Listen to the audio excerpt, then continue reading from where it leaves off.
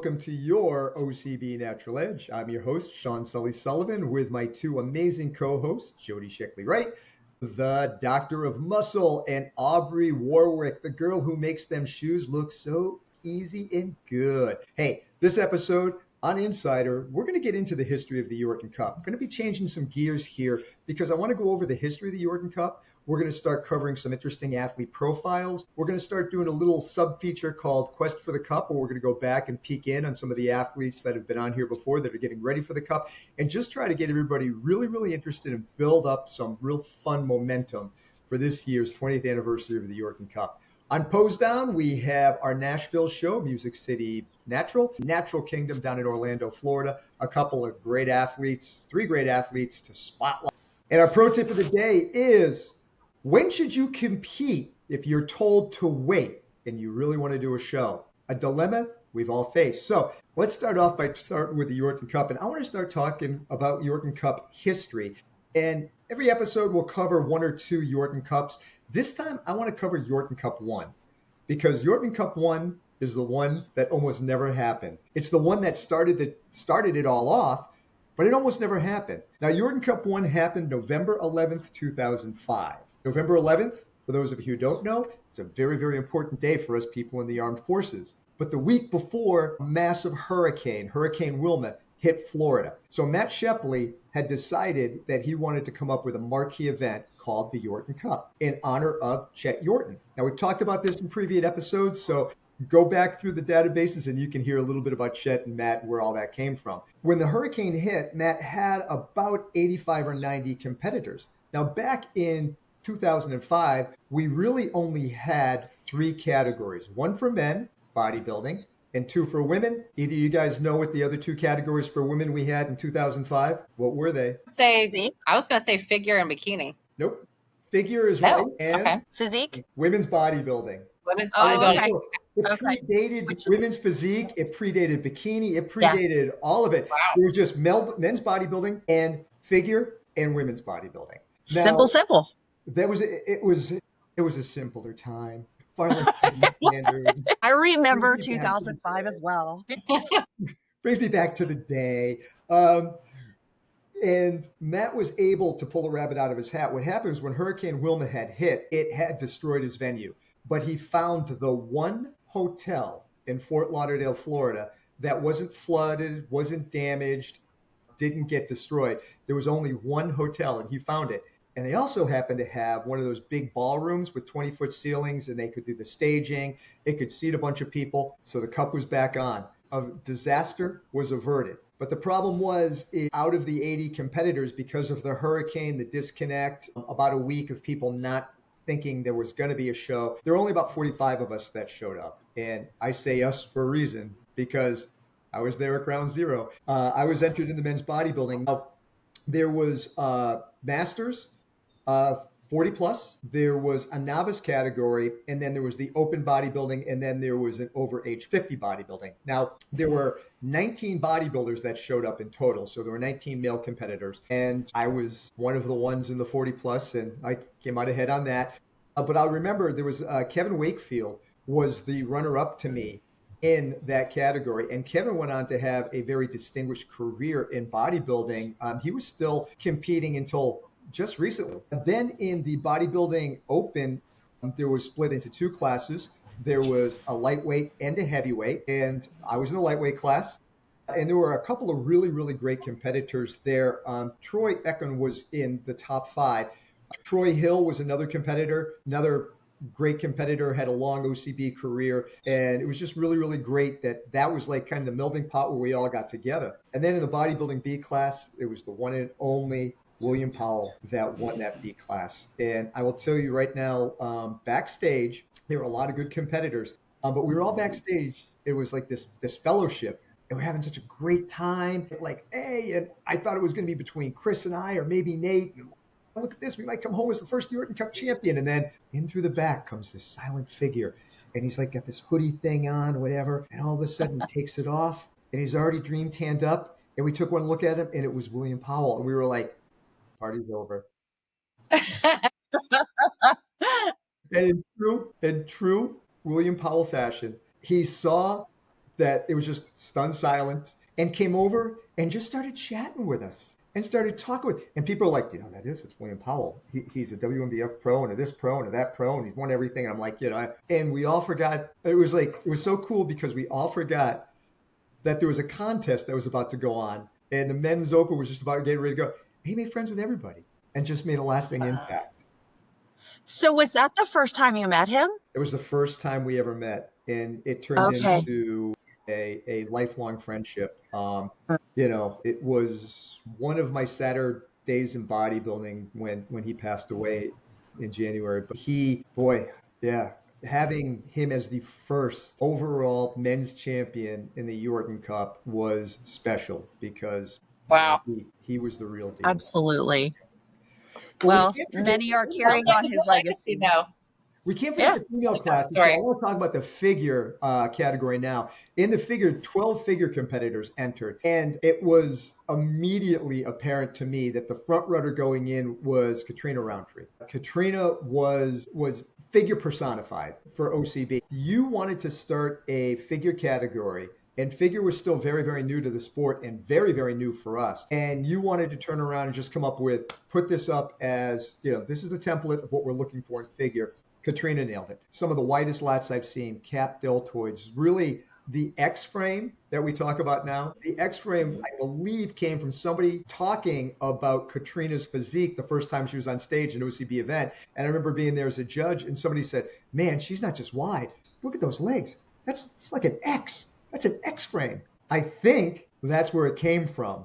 I cannot be sure if they had, that person had picked it up from somewhere else, but I mean, she nailed it. Megan DeVos was a multi-figure champion from up in the New England area. She had come down with Team Massachusetts with myself and Chris, and Megan ended up third place in a very, very tight figure A category. In the figure B, it was a brand new competitor, Carrie Seawright. I never saw her compete after that, but I remember watching in that figure how closely she pushed Katrina for the overall. It was really an exciting lineup. It was more exciting than the men's bodybuilding because as soon as Will and I walked out, I think the judges had scored it before we even came out. It was pretty apparent where that was going to go.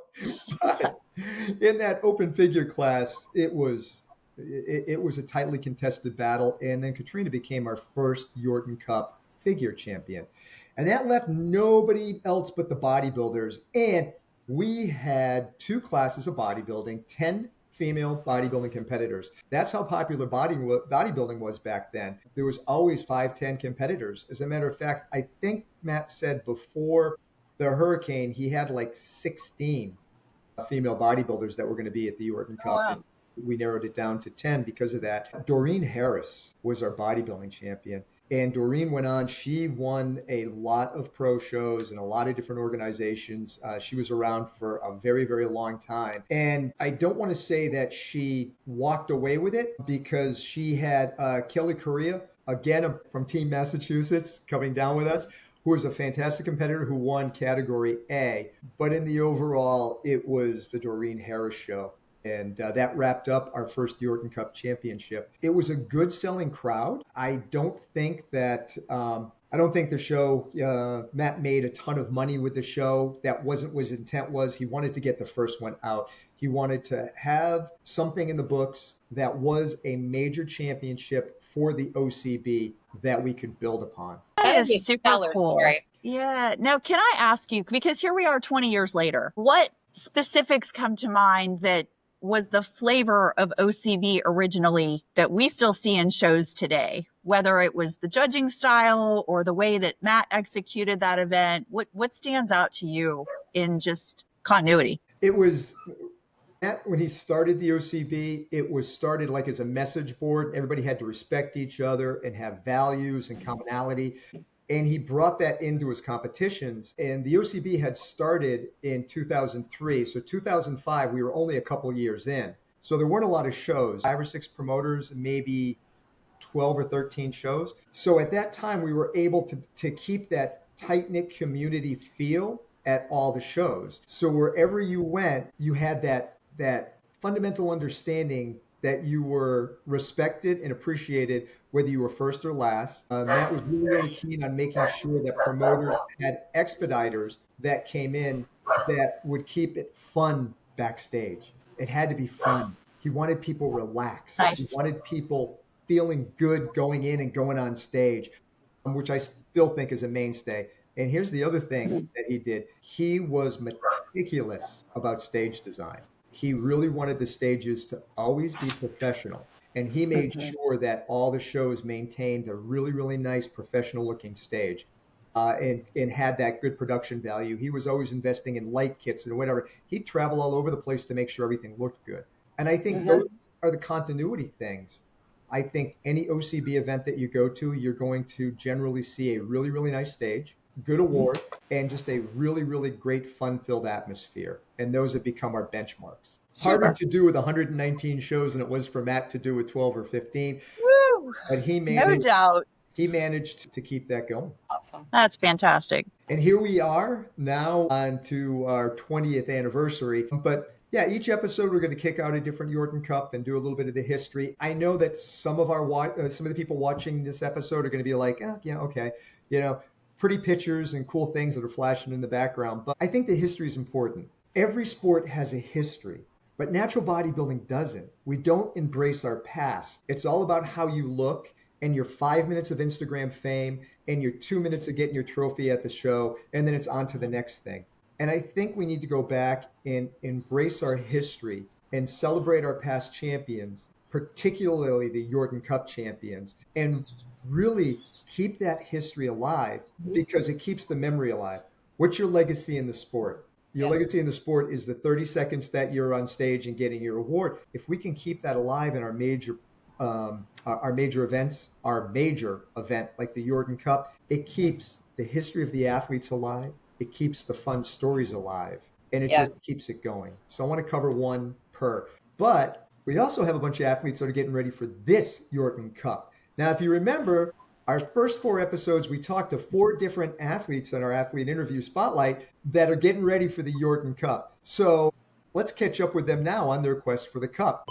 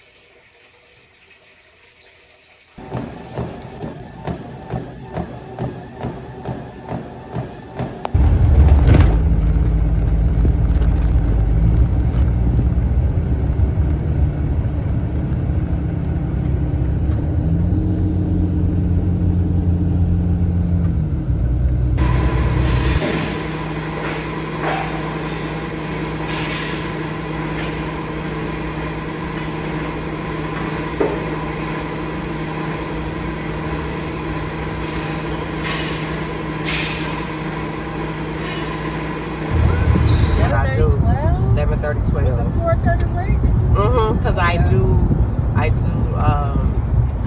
my cardio in the morning. Because I mean, I do that same schedule, but I'm not an athlete. Usually athletes are already in the bed. Rest your body, right? You're right. That's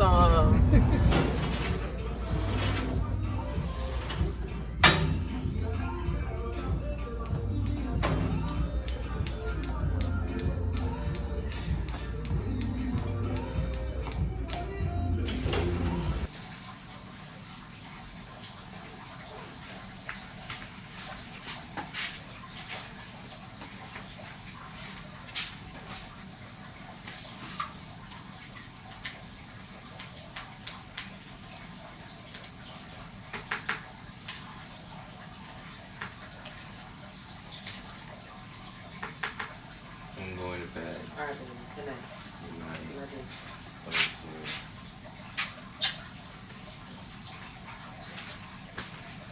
All right, now it's time for our Pose Down feature where we're talking about other competitions aside from the Yorton Cup. Who do we have up first? So talk about, if I were an amateur again, a show I would love to do is to travel to Nashville, Tennessee. And therefore, I'm introducing, of course, the OCB Music City Natural.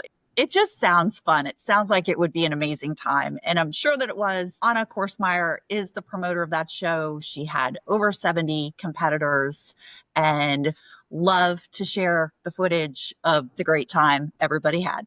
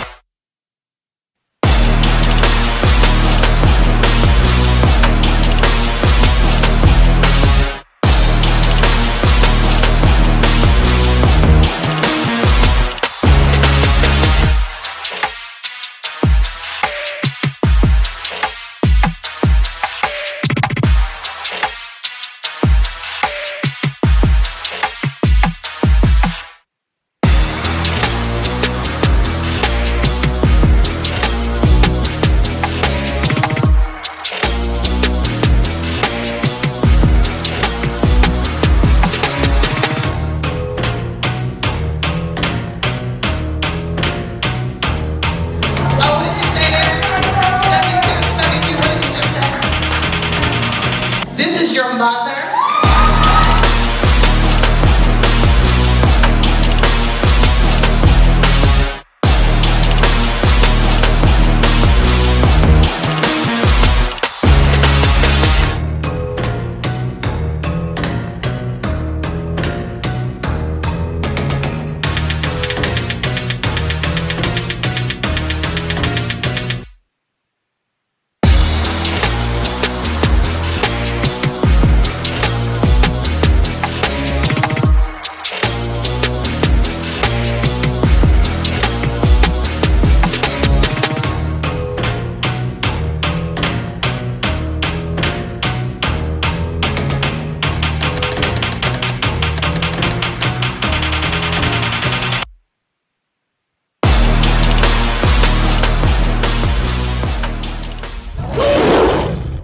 All right, now it's time for Spotlight. And of course, I always like to start first. And my athlete is Jacob Pike, who I met at the Nashville show. Now, we were just talking about the Music City Natural. Now, why is Jacob Pike really, really important for me to feature as an athlete? Because I found him to be the most inspiring person at that show. And here's why. Jacob lives in Marietta, Georgia. He's only in his early 20s, and he lost 200 pounds on his journey to the stage. He went from a couch potato to a bodybuilder, competing and placing in the top 3 of his classes and categories. He has a little bit more work to do, and he knows he does, but he's already got the mass, he's already got the density, he's already got the shape, and more importantly, the kid's got hot. He's got heart. Transformation alone, yes, but just an awe-inspiring, moving through it, 100% commitment to the cause, to the losing weight. And along the way, getting to talk with him, I also realized something else. He's not just doing a outward transformation, he's transforming on the inside too. He's gaining confidence, he is opening up, he's just becoming a better all-around person. It's all the great things that the sport can do for you. So hats off to my new friend from Marietta, Georgia, Jacob. Guys, so I would like to spotlight someone I met indirectly at the Best of the Berg this past spring. And a dear friend of mine, Stacey Longo, also to you guys, great friend and show promoter of this event. She was his posing coach, and she says nothing but great things about him. But I noticed him that he won his pro card at the Best of the Berg this past spring in men's classic physique. And I really recommend checking him out on Instagram, because as I was Insta stalking him at Jaja the trainer, he's a no nonsense kind of guy, but in all the right ways. I loved viewing his gallery for his prep. He showed his year transformation and his 4-month prep. And it's so interesting also the contrast between like a male competitor's diet and a female competitor's diet. You'll see him like drinking a gallon of skim milk in a picture to get all his protein in and that sort of thing. He's a father. He seems like a family guy. And what I learned about him is that he has turned one of his struggles into now a triumphant story. He was an addict, and he said that now he uses natural bodybuilding as this vehicle for transformation. The other thing I was mentioning about his stage presence, but beautiful smile. He is from Pittsburgh and he is a personal trainer, of course. And he helps all people, all men and women, build the muscle and burn the fat. Outstanding. Outstanding. I love those stories where they take passion and make it into profession. That's tremendous. Those are the best. Yeah. Yeah. Well, I have a younger athlete to feature. His name is Luke Wilson, and he's a classic physique competitor. He debuted in 2024, crushed it at last year's OCB Natural Kingdom. And according to Instagram, we will see him again at the Battle of West Georgia Natural. Also, according to IG, he's maintained a tight, controlled growth season. And that is one of the highlights I love to feature. That absolutely counts when an athlete takes that growth season or off season at least as seriously as the prep season. And it shows. He's about 15 weeks out from his next show, and just appreciate the opportunity to feature young, enthusiastic, promising talent. So Luke, we'd like to see a little more on your Instagram. So no pressure, but now the people are following you. So let's have it. Keep us informed during your prep, and all the best. Hey, great, outstanding group of athletes. And again, when we are at events and you watch Natural Edge, grab us. You never know who's going to get featured. Now, in my case, Jacob did not reach out to me. I reached out to him, and I put him in contact with Natural Edge because he inspired me. But just inspiring groups of athletes, that's what this is all about. Now, on to our pro tips. So here's actually somebody grabbed me recently. Wonderful gal that I met at Best of the Berg. She's going to be competing again this fall at the Steel City Championships. And she said, Aubrey, what do you guys think? My coach thinks that I should register at the last minute for a show just in case I'm not ready. And I've heard this a lot. And I am going to give my 2 cents. Then this is kind of what I told her.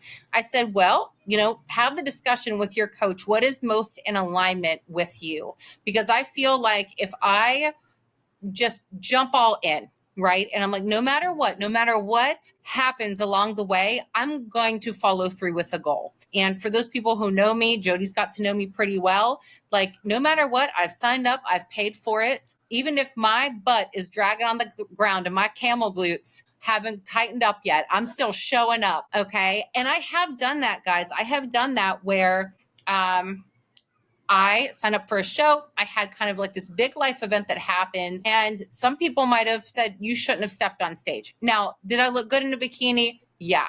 But it taught me a lot. I still showed up. I still competed. I didn't place well, as I don't think that I should have anyway.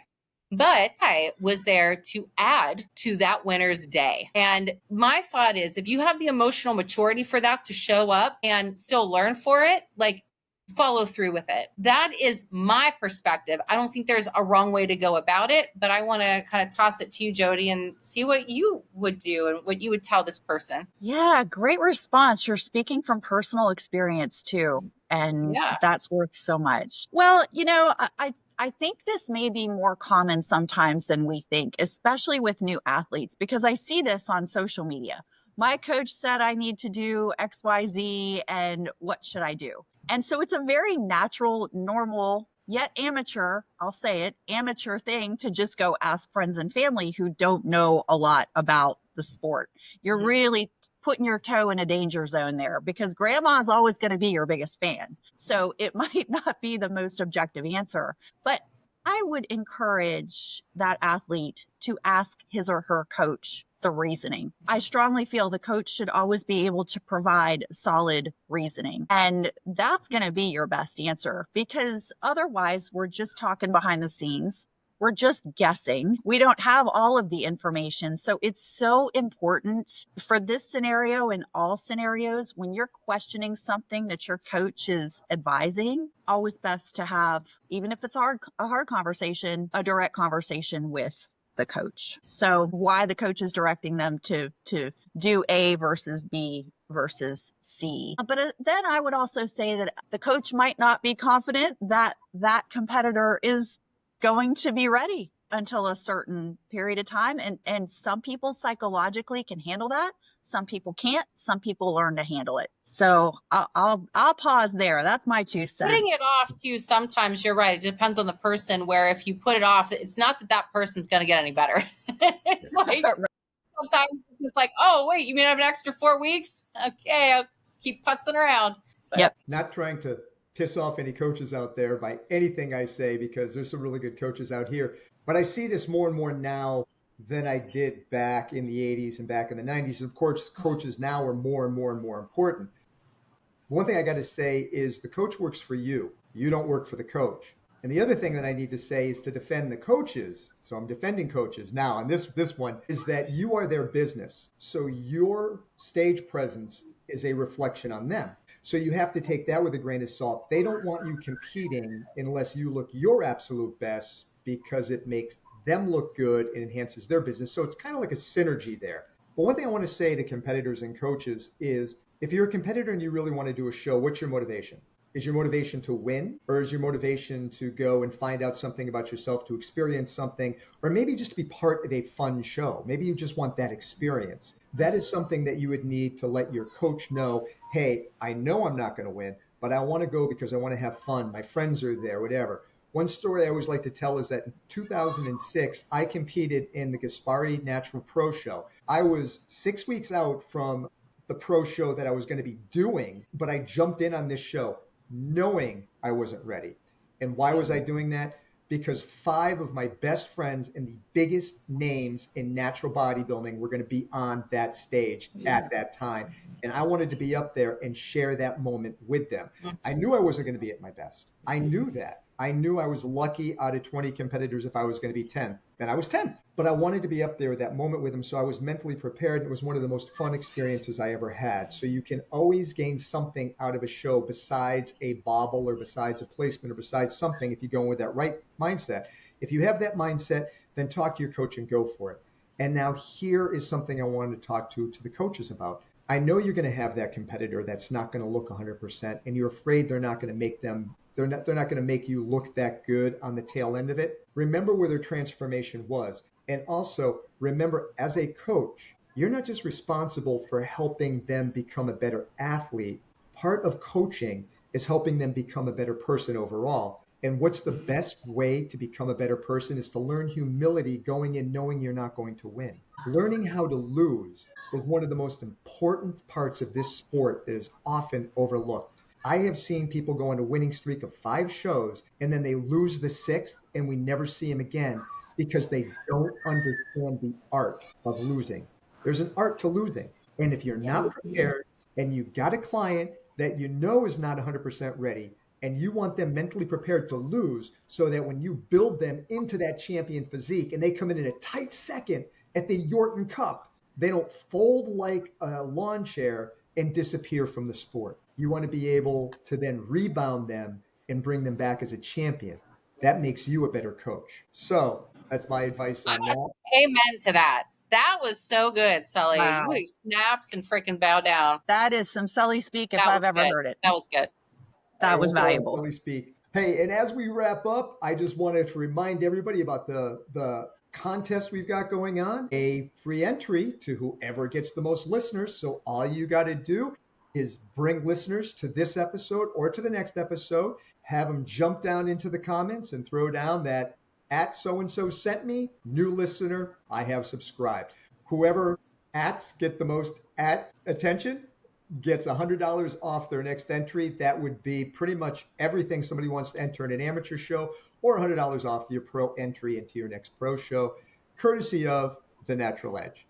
In wrapping up, as always, I want to tell you to train hard, be safe, stay natural. See you next episode.